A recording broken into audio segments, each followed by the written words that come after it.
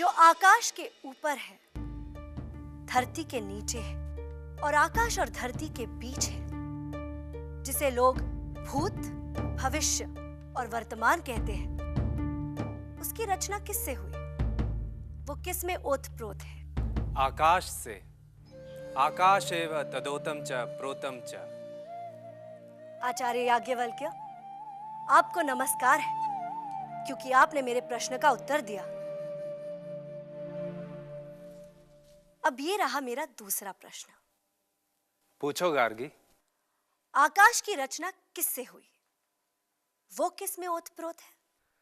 गार्गी, तुमने जो पूछा वह यही है जिसे ब्रह्मवेत्ता अक्षर कहते हैं, ब्रह्म कहते हैं। वह आत्मा है, वही सत्य है जो हर स्थिति में एक सा रहता है।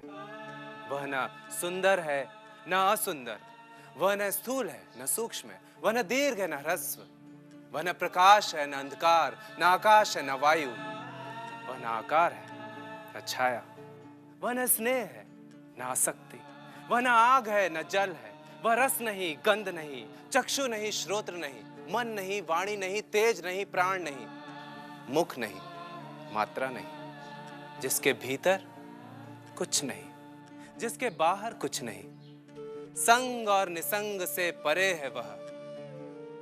न उसका अंत होता है, न ही उसका कोई अंत कर सकता है। वह अनादि है, अनंत है। गार्गी, इसी ब्रह्म, इसी अक्षर की सत्ता के कारण सूरज और चंद्रमा अपने अपने स्थान पर कायम है। इसी अक्षर की सत्ता के कारण धरती और आकाश कायम है।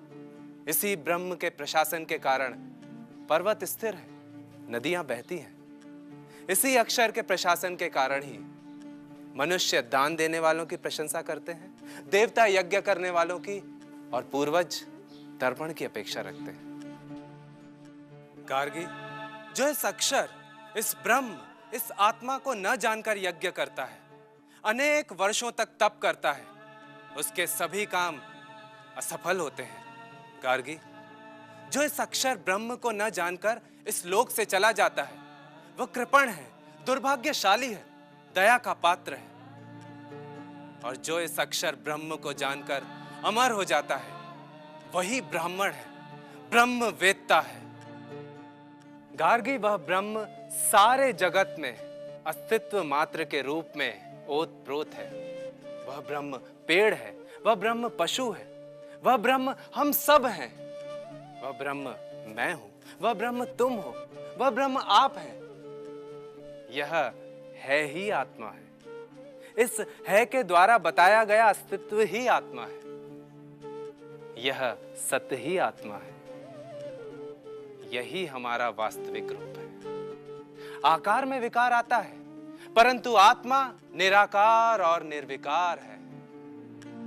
गार्गी, यह ब्रह्म ही हम सबके भीतर अदृश्य दृष्टा है, जो किसी ने देखा नहीं, परंतु वह सबको देखता है, जिसको किसी ने सुना नहीं, परंतु जो सबको सुनता है, जिसका चिंतन नहीं किया जा सकता, परंतु वह सबका चिंतन करता है, जिसे कोई नहीं जानता, परंतु वह सब कुछ जानता है।